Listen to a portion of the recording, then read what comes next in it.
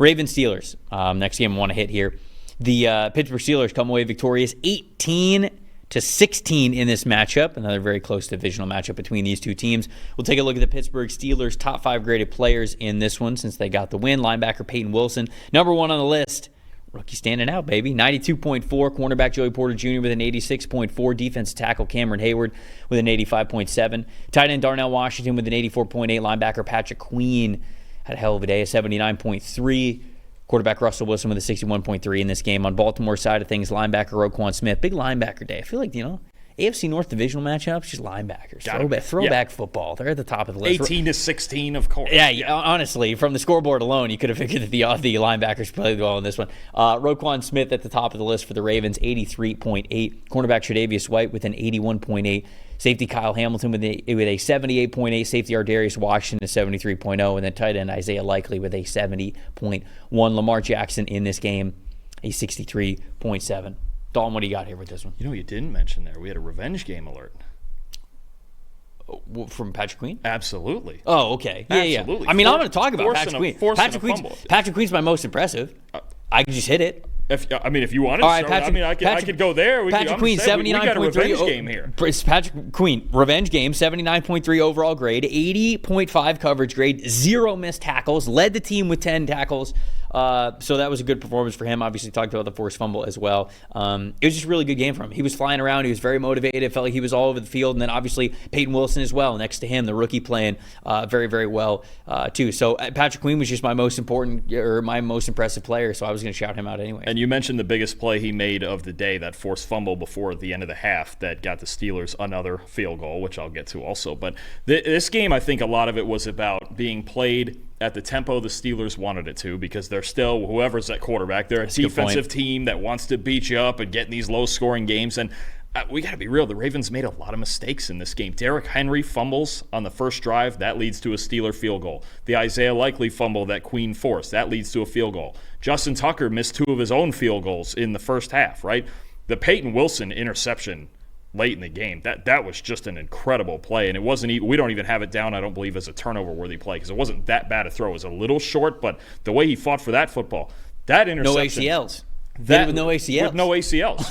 I couldn't do anything near that with 2, I think. I haven't checked, actually. I don't know if I have ACLs or not, but they didn't make me take a physical before they hired me here. So, 12 penalties for 80 yards for the Ravens. Mm-hmm. It's kind of unusual for them, right? The Steelers had the ball. All of this leads to the Steelers having the ball for 36 minutes and being able to control the clock. That's a great point. With their defensive line. Yep. Control it, just a little bit at a time, grinding it out on their offensive line, kicking field goals all day. That's cool. Mike Tomlin's content with that. We've seen him do it in playoff games. Maybe not content, but a win is a win, right? Mm-hmm. But the Ravens, there was no coach in the NFL is more comfortable winning ugly than Mike Tomlin. Right. Because he and I don't mean this as an insult. Like, he does it a lot. He can play all sorts of different brands of football and win football games. It's the Pittsburgh Steelers. Yeah, 100%. That's just the way it is. And would they like to score 40 a week? Sure, of course they would. But he knew in this game, and they knew the way they had to play, especially the way they were ripping for the football, right, against this team. They weren't going to win a game in the 30s against the Ravens. That's not a thing. That's not what they're going to do. It's not how their identity is set up this year. But this game was played with the Steelers forcing the Ravens into mistakes and playing a game that works to their tempo and their identity. Mm-hmm. There is a PFF stat that I pulled from the preview show. So if anybody was watching the preview show last week, I'm about to be repetitive here, but I found it because I thought it was very topical, and it goes into exactly what we said, talking about Mike Tomlin specifically, just being a damn good football coach. Lamar versus the Steelers. So this is obviously before what we saw this past weekend. So the Ravens had not played the Steelers yet this year. So for the last 5 years, so from 2019 to 2023, Lamar Jackson versus the Pittsburgh Steelers. Now, he's missed a couple of those games, I think due to injury for one of them, and then the Ravens were resting their starters, I think, for the final week of the season when they were playing the Steelers. So it's not like he's played all of these games, but the sample size that we had going into this week, Lamar only had one game where he had a passing grade against the Steelers above 53. Mike Tomlin, the entire rest of the time, the entire other 5-year stretch, one game where he has had a passing grade above 53. And it was an elite performance. I want to tip my cap to Lamar. It was, I think, like a 92.4 or something. It was incredible.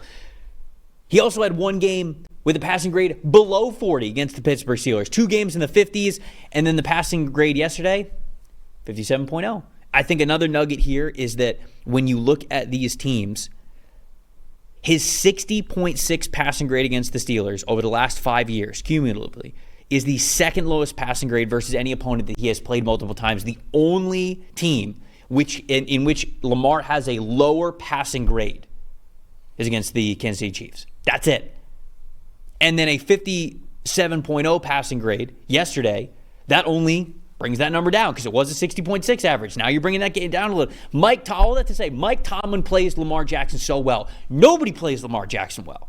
You give Lamar Jackson that many times to beat you, he's going to work basically every team, every coordinator in the NFL. Steve Spagnuolo, Mike Tomlin. That's it. He whoops on everybody else by far. I mean, that was, I feel like, by far his lowest passing grade against for teams that he has played multiple times.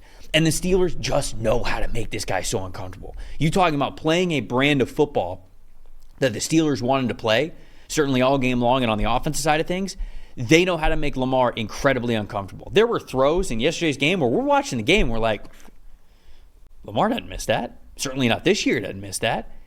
They had him, I don't want to quite say like seeing ghosts, but a lot less confident than Lamar Jackson typically is playing a football game, especially for an opponent that he has seen multiple times throughout his career. So just a hat tip to, once again, the Steelers defense, Mike Tomlin, and how they play one of the most unstoppable players in the league, because it feels like we get that more often than we don't with Lamar. And when he plays the Steelers, they know how to beat him year in and year out. They're not afraid of him. No, absolutely I think not. Those two teams you just mentioned, they're not afraid of him. They believe in what they have, and I think it helps for the Steelers too. You got all those big monsters up front. I'm getting an update on my number here, but the Steelers' defensive line came into the week. Actually, I'm getting it now. Their defensive line came into the week graded 10 points higher than any other defensive line in the league. That's down to 6. The Browns had a really good day. This was, this is a tougher game against Baltimore, but their D-line is 6. They're graded 6 points higher than it's the best defensive line in the league by far. Mm-hmm. It's not even close. With TJ, with Cam Hayward on the inside, with Nick Herbig, with Keanu Benton, with I saw Isaiah Loudermilk making plays yesterday. I mean, shout out Wisconsin. It's talented. Yeah, they just draft every guy from Wisconsin, and they're great. You're right. It's just ridiculous how good their defensive line. They're the one D line in the whole league right now that just controls an entire football game.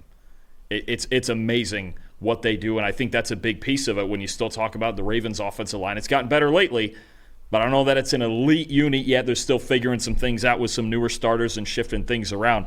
The Steelers are the hardest team in football to block, and I think that's where that starts with that rivalry. Most disappointing for me is Zay Flowers, simply because it was a very close game. Obviously, it was a 2-point game, 18-16. Zay Flowers in this one had 2 drops, caught just 2 of his 6 targets. Now, not all of that was on him, but obviously the drop is 56.4 receiving grade. And this is kind of the game where when you look at the stat sheet and you look at the receiving yards that the Ravens had, it was like, if we had one more of those Zay Flowers catches, maybe that's the difference. And he is supposed to be that guy in this receiving room that's really supposed to be more of a constant for them. And so it's disappointing because, again, we sit here and we go, all right, well, in a game where the Ravens weren't really allowed to do what they wanted to do, especially running the football. Derrick Henry wasn't as explosive this week as he has been in the past. We figured that the Steelers' defensive line would be up to the task. Could you get those 1 or 2 extra Zay Flowers catches that are the reason why you bring a player like that in? We just didn't get those catches in this game, so it was disappointing for me because that could have been the big difference for the Ravens. But what was disappointing for you? Disappointing for me was the Ravens' run blocking. They got dominated up front in this game by the Steelers' defensive line. 4 of their 5 offensive linemen under a 60 in run blocking, a 48.8 run blocking grade as a unit. Only 3 explosive runs for the Ravens, which is unusual for them, and 2 of them were on Lamar Jackson keeps on read options. So they really didn't create any space inside. On the interior, especially, Cam Hayward dominated this game. And then real quick, third phase, most impressive for me. Mm-hmm.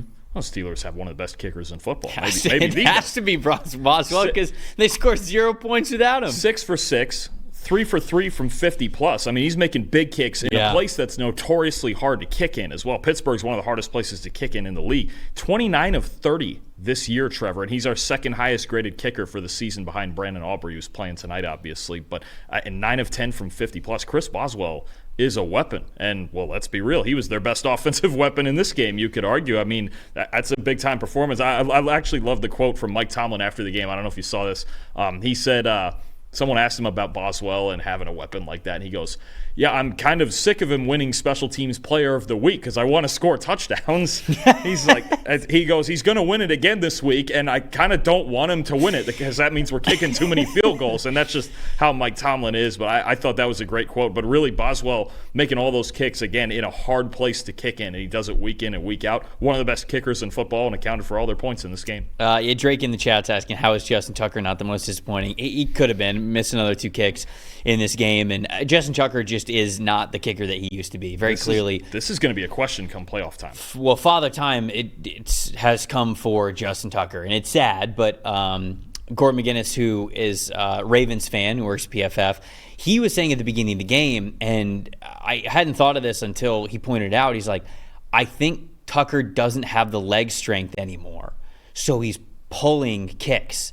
Like he's trying to put more sort of like he's trying to like put a little bit more juice and a little bit more angle into it. So he's sort of like hooking these kicks because he's not as comfortable just letting it fly, thinking that he's got the kicking power to be able to do it because he's just been doing it for so long. So he's not that kicker that he used to be in his younger age. And in order to try to make up for it, he's probably putting a little bit more tension and a little bit more of an angle in there to see if he can almost like allow it to like hook, like give him some extra strength, but that's pushing the ball a little bit further. So right when he said that, the first field goal that he missed was exactly that. It was him, missing missing to that side. So I think that it's something worth noting moving forward here for that one.